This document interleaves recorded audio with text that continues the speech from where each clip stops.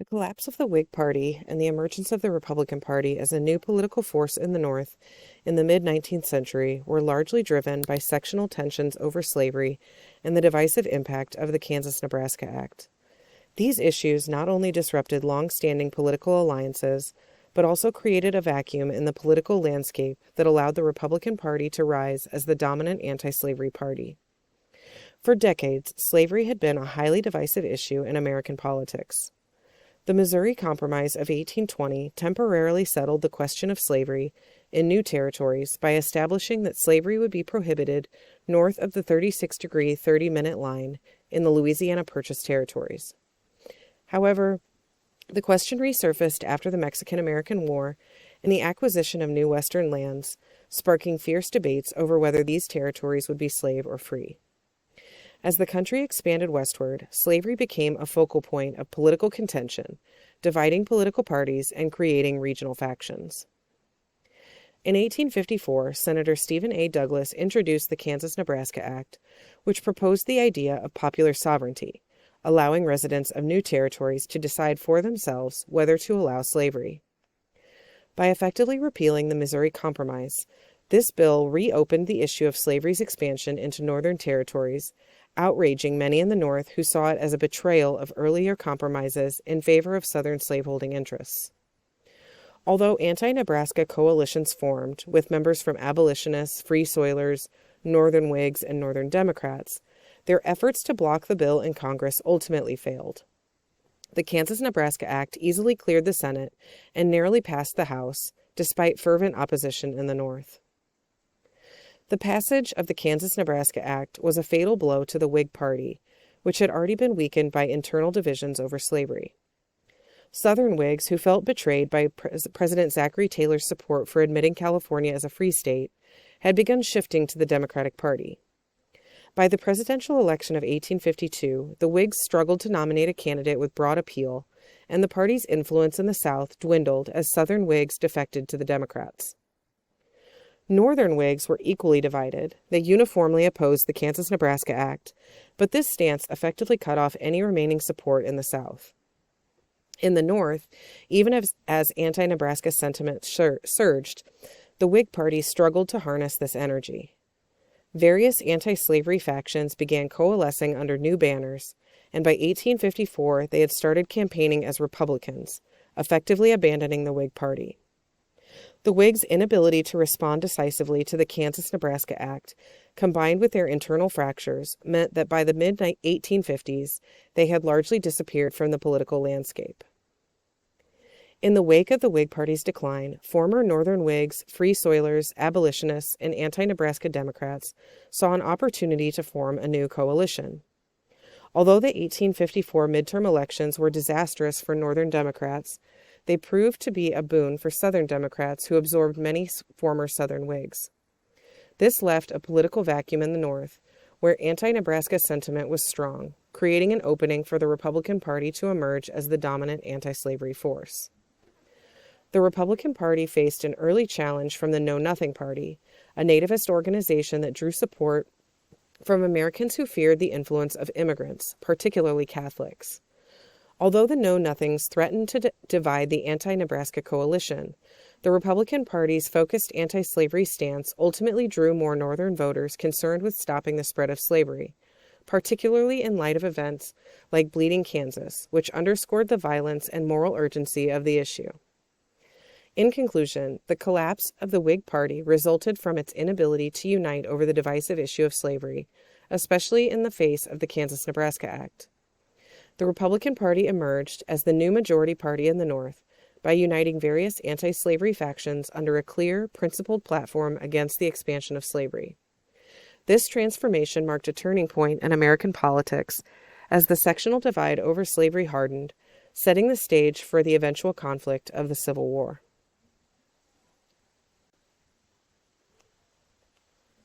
The nativist movement in the United States in the mid-19th century was intricately tied to the issue of slavery and the influx of Irish and German immigrants who arrived in large numbers, particularly after the 1840s. These immigrants had left Europe for various reasons, including limited land availability in Germany and successive crop failures in Ireland. Unlike earlier British Protestant immigrants, the Irish and German newcomers were primarily Roman Catholic, a difference that stirred up deep-seated anti-Catholic sentiments rooted in Anglo-American Protestantism. These immigrant groups settled largely in urban areas, where they took on low-paying, often menial jobs, facing frequent discrimination. As they became part of the labor force, they also began engaging in politics, particularly aligning with the Democratic Party. Democrats sought the support of these immigrant communities, especially the Irish, who played an important role in expanding the Democratic political base. The Irish were generally drawn to the pro-slavery wing of the Democratic Party, creating tensions with Northern free blacks and abolitionists who opposed the Democratic stance on slavery. These tensions highlighted a complex intersection between nativism and the slavery debate. The rise of immigrant influence also had a strong impact on local politics. Issues like temperance became hotly contested, as Irish immigrants known for their drinking culture were targeted by nativist temperance advocates. Similarly, debates over education became contentious, with nativists pushing for public schooling and resisting efforts to fund parochial schools, which were widely attended by Catholic immigrant children. These local cultural clashes intensified nativist sentiment and contributed to the rise of the Know-Nothings, a formally organized nativist movement known as the American Party. The Know-Nothings held a distinct platform, supporting temperance, opposing tax support for parochial schools, restricting public office to native-born citizens, and advocating for an extended naturalization period before immigrants could become U.S. citizens. This anti-immigrant agenda gained traction, particularly among Americans concerned about the rapid social and cultural changes wrought by the growing immigrant population. However, by 1855, the Know-Nothing movement's appeal began to wane, as two developments reshaped the political landscape. First, the escalating turmoil in Kansas highlighted the growing strength of pro-slavery forces, causing many Northern voters to shift their fears from Catholic influence to the threat posed by the slave power. This shift in focus allowed the emerging Republican Party to channel the Know-Nothings anti-Catholic sentiment into a more potent anti-slavery stance. The second factor contributing to the Know-Nothings decline was the rising sectional division within the party itself.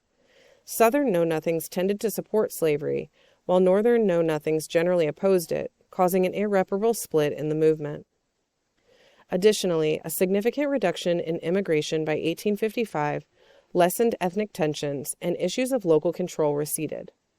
While nativism had an undeniable impact on local politics, it failed to establish itself as a lasting national force. In the end, the slavery question remained the dominant factor driving political realignment, paving the way for a conflict that would ultimately lead to the Civil War.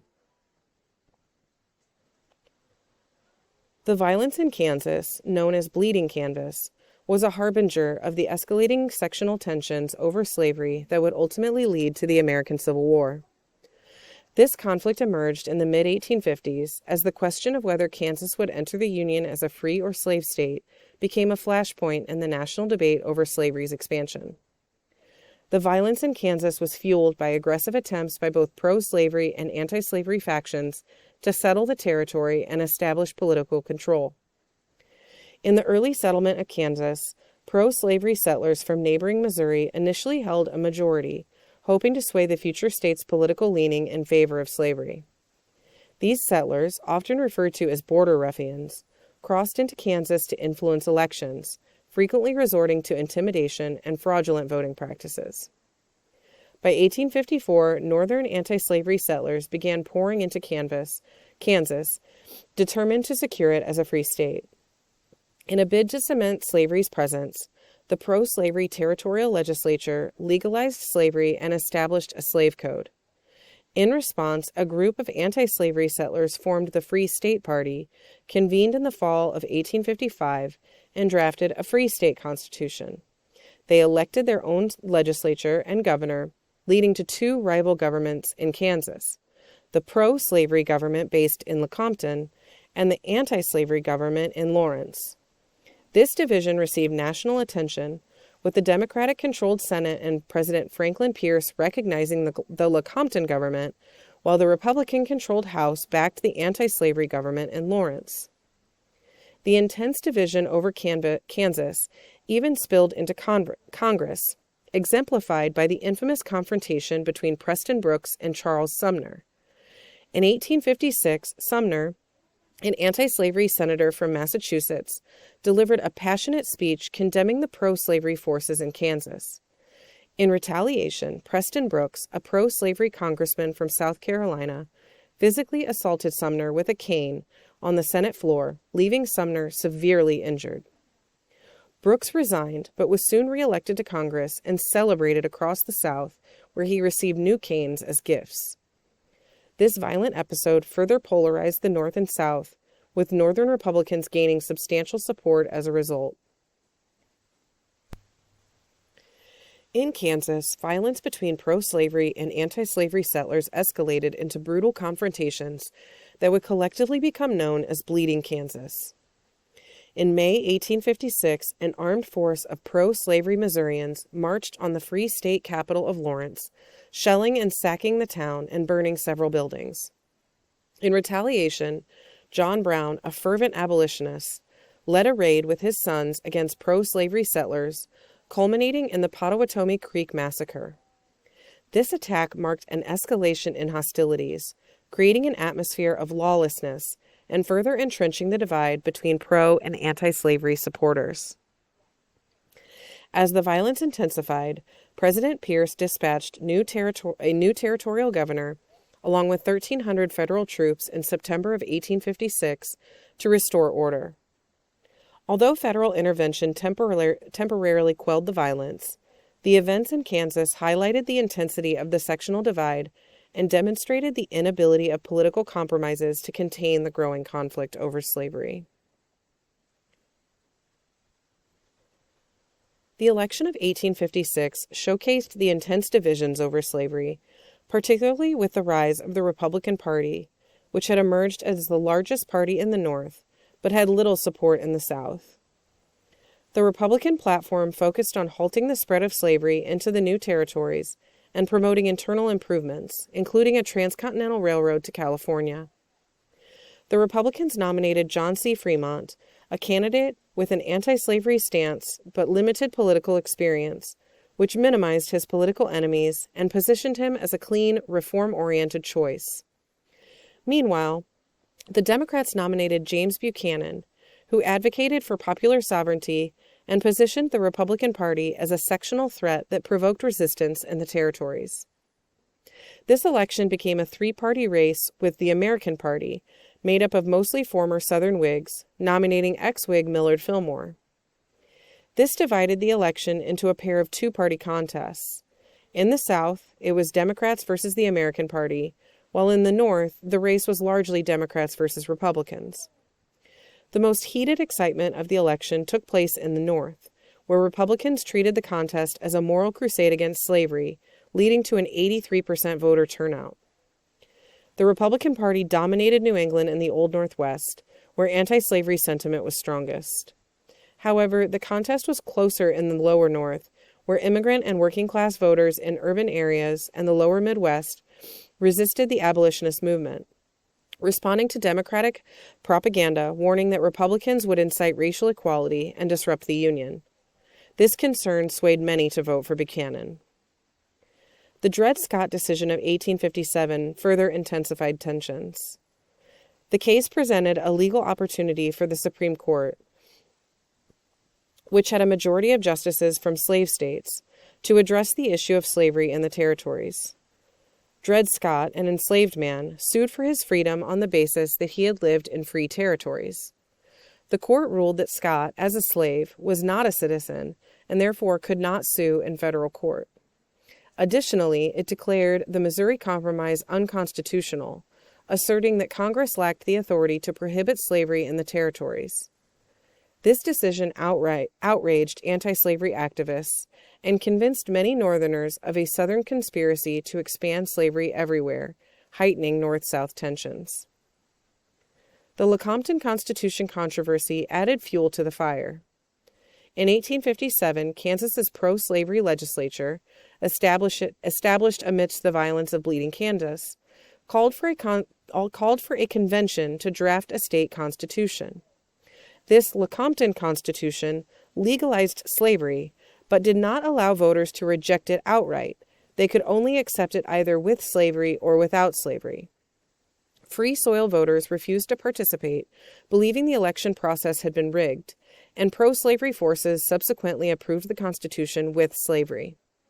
At the same time, anti-slavery advocates won control of the new Kansas territorial legislature and held a separate referendum, boycotted by pro-slavery voters, which rejected the pro-slavery Constitution. When President Buchanan sent the Lecompton Constitution to Congress with his endorsement for statehood, it sparked a bitter, protracted debate in Congress. Ultimately, Congress sent the issue back to Kansas voters, who rejected the Lecompton Constitution, leading Kansas to remain in territorial limbo rather than enter as either a slave or free state. The battle over the Lecompton Constitution further splintered the Democratic Party, exposing sharp ideological divides between its northern and southern members.